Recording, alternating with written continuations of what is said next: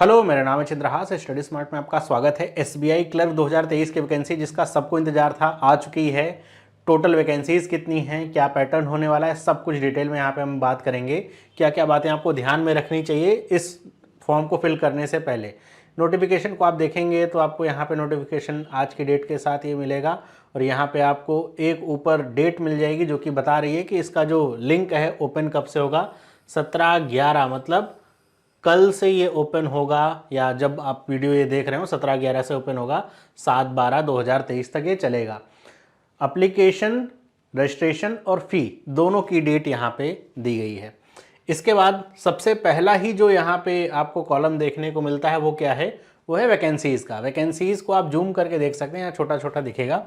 आपको सबसे पहले देखने को मिलेगा सर्कल, कौन सा सर्कल है, कौन सा स्टेट है, वहाँ के लिए किस लैंग्वेज की ज़रूरत है। ध्यान रखिएगा, क्लर्क का एग्ज़ाम है, लैंग्वेज बेस्ड एग्ज़ाम होता है। कि जरूरी नहीं कि जिस स्टेट में वैकेंसी बहुत ज़्यादा आप वहाँ से फॉर्म भर दें, आपको उस स्टेट की जो लैंग्वेज है, लोकल लैंग्वेज, वो आनी चाहिए और उसके बारे में यहाँ जानकारी दी गई है। और उसके बाद यहाँ पे रेगुलर वैकेंसीज़ हैं और एक दूसरा कॉलम है जो है बैकलॉग वैकेंसीज़ का, और उनका कैटेगराइजेशन पूरा यहाँ पे दे रखा है। सबसे ज़्यादा वैकेंसीज़ की अगर बात करूँ मैं रेगुलर में, तो आपको देखने को मिलेगी न्यू दिल्ली और लखनऊ वाला सर्कल है, आपको ये देखने को मिलेगा। तो उसमें मिलेगी 1781 वैकेंसीज़ हैं, सबसे ज़्यादा वैकेंसी। उसके बाद 940 है राजस्थान में, जो जयपुर सर्कल है उसमें। और अगर हम टोटल की बात करें तो टोटल आपको दिख रहा होगा 8283 है टोटल वैकेंसी, और इसमें 257 है बैकलॉग वैकेंसीज। ओके, और यहाँ पे कुछ स्टेट आपके ऐसे हैं, जैसे लिखा हुआ है कि महाराष्ट्र को अप्लाई करने वाले, जो कि मुंबई मेट्रो सर्कल में आएगा, महाराष्ट्र सर्कल। यूपी में जो दिल्ली सर्कल, लखनऊ सर्कल है, या फिर हरियाणा में जो न्यू दिल्ली सर्कल है, चंडीगढ़ सर्कल है।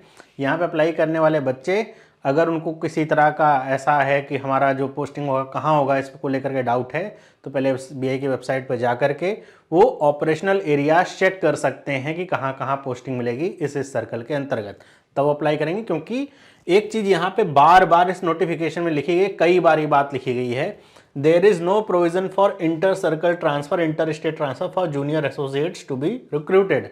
कि एक बार आपका किसी सर्कल में रिक्रूटमेंट हो गया, लखनऊ सर्कल में हो गया, ना तो स्टेट बदलेगा ना तो सर्कल बदलेगा जब तक आप एसबीआई क्लर्क के तौर पे काम कर रहे होंगे। तो बाद में नहीं बदलेगा, इसलिए आप जब वैकेंसी के लिए फॉर्म फिल करें, रजिस्ट्रेशन करें, तभी सोच समझ करके सर्कल का चुनाव करें। फिर आगे यहाँ पे जो बेसिक बातें हैं और लिखी गई हैं। नेक्स्ट हम यहाँ पे बात करते हैं। एक चीज़ यहाँ पे आपको देखने को मिलेगा, कुछ इंपॉर्टेंट नोट है, जो कि पहले की तरह ही है सब कुछ वही, कि ओबीसी कैटेगरी में जो नॉन क्रीमी लेयर में आते हैं उनको सर्टिफिकेट प्रोड्यूस करना पड़ेगा। उसके अलावा यहाँ पे ईडब्ल्यूएस कैटेगरी वाले बच्चों के लिए भी सेम बातें लिखी गई हैं कि अगर आप उस ओबीसी या ईडब्ल्यूएस के अंतर्गत फॉर्म भर रहे हैं तो आपको सर्टिफिकेट प्रोड्यूस करना पड़ेगा। और ये जो सर्टिफिकेट है अगर आपके पास नहीं है, तब ये नहीं कहा जाएगा कि आप सोचें, कह देंगे नहीं कोई बात नहीं, जनरल में कंसीडर कर लो, ये नहीं हो पाएगा। फिर यहाँ पे बात लिखी गई है कि जो बच्चे एसबीआई क्लर्कियल कैडर में काम कर रहे हैं अभी, वो इसका फॉर्म नहीं भर सकते हैं। इसके साथ साथ ऐसे लोग जो पहले क्लर्क थे, उन्होंने किसी वजह से रिज़ाइन कर दिया था, वो भी एलिजिबल नहीं है। इसके अलावा सेम वही चीज़ें हैं कि अगर आपने किसी तरह का डिफ़ॉल्ट किया है रीपेमेंट में, मतलब किसी तरह का लोन वगैरह उधारी का चक्कर है आपका बैंक से, जो कि भी पेंडिंग है, आपने नहीं चुकाया है, इस तरह का कुछ चक्कर है, तो उसमें भी आपको रोका जा सकता है या रोका जाएगा। तो आप पहले से ही अपना सिबिल स्कोर अच्छा करके रखिए, या फिर अगर इस तरह का कुछ है, आपने पे कर दिया, तो एनओसी वगैरह लेकर के रखिए। आगे यहाँ पे हम बात करें इसका नेक्स्ट, यहाँ पे पॉइंट आप देखेंगे कि एक बात जो बार बार बताई जाती है, no change in the category of any candidate permitted after registration of online application.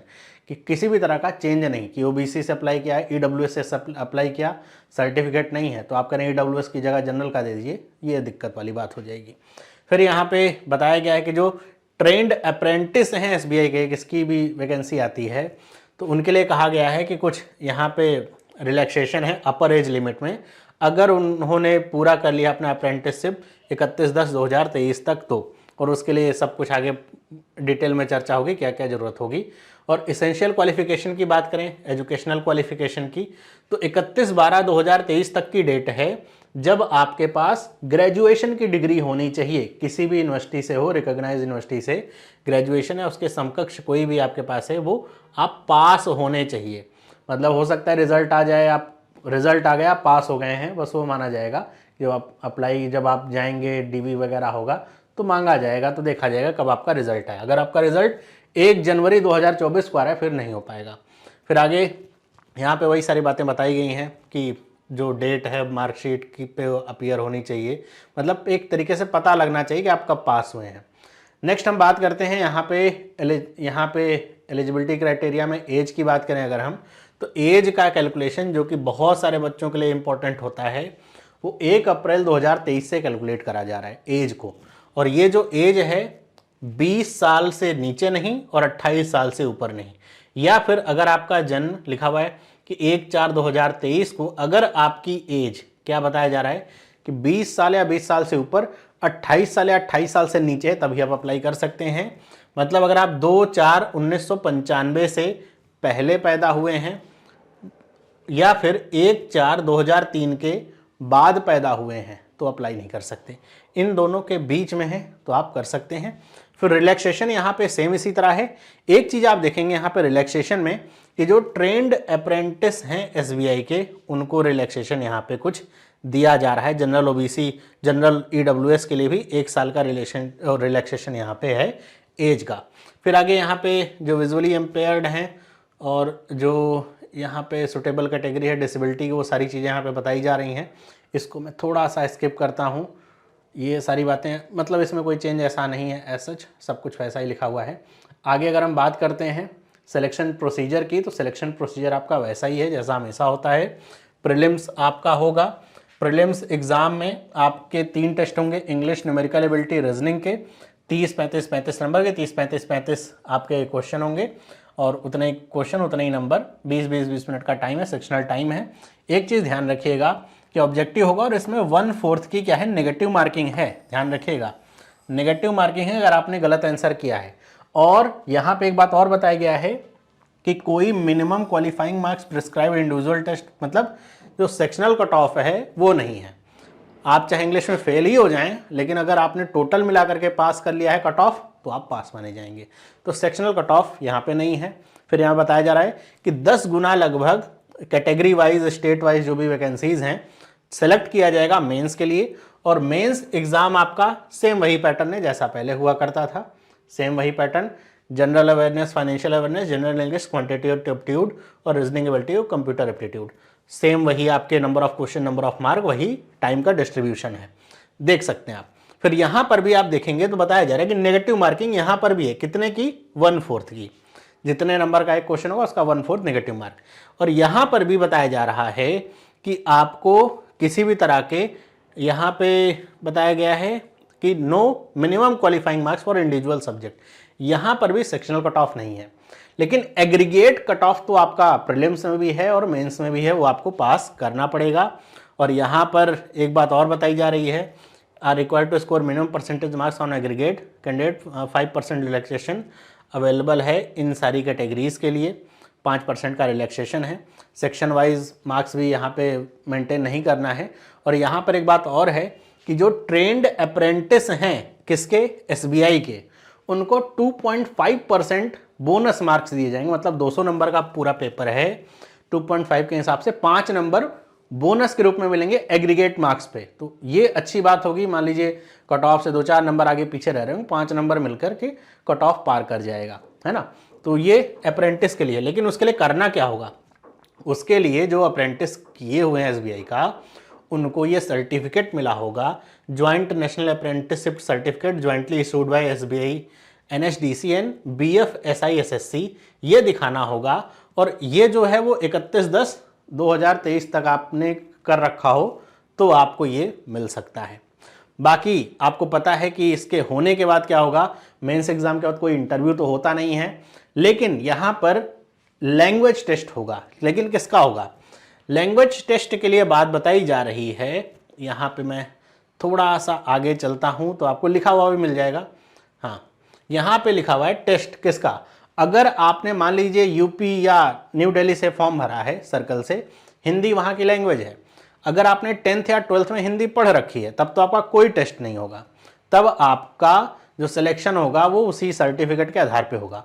अगर आपने जिस स्टेट से अप्लाई किया है, लेट से मैंने वेस्ट बंगाल से अप्लाई किया, बंगाली वहाँ पे मांगी जा रही है, मैंने 10th 12th में नहीं पढ़ा है, तो इसका मतलब ये नहीं कि मैं एलिजिबल नहीं हूँ, फिर मुझे बंगाली का टेस्ट पास करना पड़ेगा और वो टेस्ट लिया जाएगा प्रोफिशिएंसी का टेस्ट कि मुझे जो बंगाली भाषा है वो आती है कि नहीं। तो यहाँ पर बताया जा रहा है यही बात कि लिखा हुआ है in case of others specified opted local language test will be conducted after provisional selection but before joining candidates who fail to qualify this test will not be offered appointment.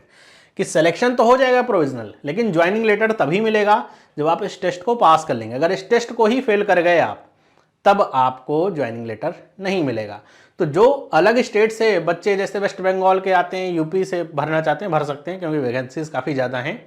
याद रखिएगा, अगर आपने 10th या 12th में Hindi language नहीं पढ़ रखी as a subject, तो आपको हिंदी का टेस्ट देना पड़ेगा और वो पास करेंगे तभी आपको ज्वाइनिंग मिलेगा, वरना सारी की कराई गई मेहनत बेकार हो जाएगी। फिर उसके बाद जो यहाँ पे बताया जा रहा है प्रोविजनल सिलेक्शन कैसे होगा, प्रीलिम्स के नंबर नहीं जुड़ेंगे, मेंस के नंबर ही जुड़ेंगे फेज 2 जो होगा, और जो लैंग्वेज टेस्ट आप पास कर लेंगे अगर आप एलिजिबल हैं उसके लिए पास देने के लिए, तो आपको यहाँ पे सिलेक्शन दिया जाएगा कैटेगरी वाइज स्टेट वाइज जो भी है। यहाँ पे सारी बातें यही बताई जा रही हैं।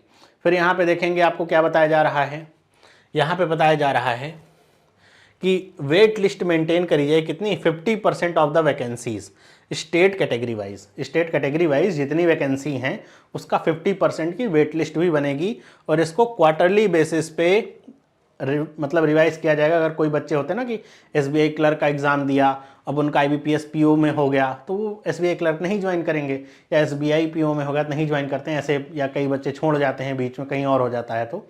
तो जब बच्चे छोड़ते रहते हैं तो फिर उस साल भर तक वेट लिस्ट से ही बच्चों को बुलाया जाता है। तो यहाँ पे बताया जा रहा है प्रिलिमिनरी एग्जाम की टेंटेटिव डेट तो नहीं आई है, मंथ आया है जनवरी 2023, मतलब अभी क्या है, नवंबर है, और नवंबर के अगर हम मोटा मोटा भी लेकर के चलें तो हमारे पास 1.5-2 महीने का समय है इस एग्ज़ाम के होने तक।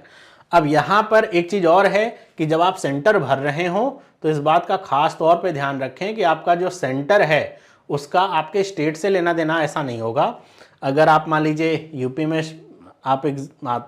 एग्ज़ाम दे रहे हैं, सेंटर भर दिया यूपी का, आपने न्यू दिल्ली सर्कल के लिए अप्लाई किया हुआ है, तो बाद में सेंटर चेंज नहीं होगा कि आप फिर कहें न्यू दिल्ली का नहीं, हमको न्यू दिल्ली का दे दें या फिर हमको हरियाणा का सेंटर दें, ऐसा नहीं होगा। तो सेंटर बहुत ध्यान से भरिएगा। और फिर यहाँ पे बात बताई जा रही है मेंस एग्जामिनेशन की, तो बताया जा रहा है टेंटेटिवली इसका जो कॉल लेटर है वो 15/2/2024 तक उपलब्ध हो जाना चाहिए। अब सब कुछ सही रहा तो हो ही जाएगा, क्योंकि जनवरी के शुरुआत में ही आपका ये एग्ज़ाम हो जाना है, और उसके बाद फिर फरवरी तक आपका मेंस एग्ज़ाम आपका होगा, फरवरी में मेंस एग्ज़ाम आपका हो जाएगा, क्योंकि 15/2 को जब आ जाएगा तो एक हफ्ते 10 दिन 15 दिन एसबीआई क्लर्क में एक बार तो 3-4 दिन का ही गैप मिला था, तो थोड़ा ध्यान से लेकर के चलिएगा इसे। फिर सारी बातें जो पुरानी हैं, आइडेंटिटी वगैरह लेकर के जानी है, और वही सारी बातें, और कुछ नहीं। यहाँ पे एक बात और देख लीजिए कि इसमें जो पे स्केल है वो क्या है, तो पे स्केल के बारे में बताया जा रहा है। स्टार्टिंग बेसिक पे कितना है, 19,900 रुपये का, 17,900 रुपये है। उसके साथ एसबीआई में 2 हमेशा जो इंक्रीमेंट हैं वो मिलते ही हैं, तो 2 इंक्रीमेंट के साथ आपको चलेंगे। और जो पूरा जो कह रहे हैं कि पैसा कितना बनेगा, क्योंकि सिर्फ बेसिक पे ही नहीं होता, डीए होता है, टीए होता है, बहुत सारे उसमें पर्क्स होते हैं। तो कह रहे हैं कि अगर आप मुंबई जैसे मतलब मेट्रो सिटी में हैं, एक एग्जाम्पल है ये नहीं कि आप किसी छोटे शहर में पोस्टेड हैं तो भी आप यही सोचें, अगर आप मुंबई जैसे शहर में हैं तो 37,000 रुपीज़ पर मंथ की सैलरी आपकी हो, क्योंकि वहाँ पे जो हाउस रेंट होता है, चारे वगैरह होता है वो ज़्यादा होता है। जहाँ पे चारे वगैरह कम होगा वहाँ पे आपको कम मिलेगा। तो वो सारी चीज़ें यहाँ पे लिखी हुई हैं कि क्या क्या आपको सुविधाएँ मिलेंगी। तो ये हो गई बात हमारे किसकी, पूरे एग्जामिनेशन के नोटिफिकेशन की। अगर आप फॉर्म भरेंगे SC ST PWBD ESM DESM है, नील चार्जेस हैं, जनरल OBC EWS हैं तो 750 रुपये इसके चार्जेस हैं। फॉर्म आपके 17 नवंबर से भरे जाएंगे, SBI की वेबसाइट से आप ले सकते हैं, या फिर यहाँ पे लिंक दिया हुआ उस पर आप क्लिक करके भर सकते हैं। बाकी सब कुछ इसमें वही है सेम, और कुछ इसमें बताने के लिए है नहीं, सब कुछ वही। फिर आपके नीचे शुरू हो जाते हैं सेंटर के, क्या कहाँ कहाँ पे सेंटर हो सकते हैं वो सारी चीज़ें। तो बेसिक मोटा मोटी बात ये है कि हमारे पास अभी 8,500 के आसपास वैकेंसीज़ हैं, आने वाले समय बढ़ भी सकती हैं। आप अच्छे से तैयारी करिए, अच्छे से सेंटर वगैरह अपना स्टेट वगैरह डिसाइड कर लीजिए।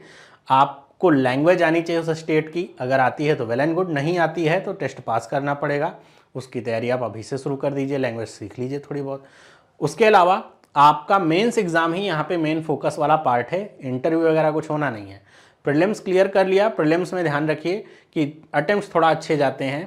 प्रीलिम्स पास किया, मेंस में आप मतलब सिंसियर बच्चे हैं, मेंस एग्ज़ाम पास कर लेंगे, एक नौकरी पक्की है आपकी, और वो भी एसबीआई में। और सैलरी इसकी आप देखेंगे तो आईबीपीएस क्लर्क से ज़्यादा रहती है एसबीआई में सैलरी, क्योंकि पीओ में भी ज़्यादा रहती है, क्लर्क में भी ज़्यादा रहती है।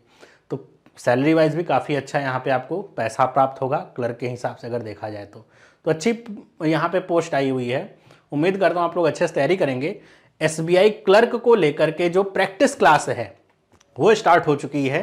अब एक क्लास हमने करी थी, फिर बीच में बच्चे थोड़ा डाउटफुल होने लगे थे, क्लर्क का नहीं आएगा क्या सर ऐसा वैसा, तो बीच में क्लासेस रोक दी गई थी। कल से 7 बजे फिर से, कल मतलब 17 तारीख है, 7 बजे से मैथ और रीजनिंग की प्रैक्टिस क्लास स्टार्ट हो रही है। ज्वाइन करिए, हमारे पास 2 महीने हैं, एकदम बढ़िया सी प्रैक्टिस करेंगे मेंस एग्जाम लेवल तक की, ताकि आपका सिलेक्शन हो पाए। और जो बच्चे कॉन्सेप्ट अभी तक नहीं सीख पाए हैं तो स्टडी स्मार्ट की ऐप पे आप प्ले स्टोर से डाउनलोड कर सकते हैं, 75% का डिस्काउंट भी दिया जा रहा है। 999 में आपको रीजनिंग और क्वांट का प्रीलिम्स टू मेंस का पूरा कोर्स मिल रहा है, आप जाकर के एनरोल कर सकते हैं, लिंक उसका आपको डिस्क्रिप्शन में भी मिल जाएगा। तो मिलते हैं अगली वीडियो में। वीडियो को लाइक करिए, अपने दोस्तों के साथ शेयर करिए। सभी लोगों को बाय।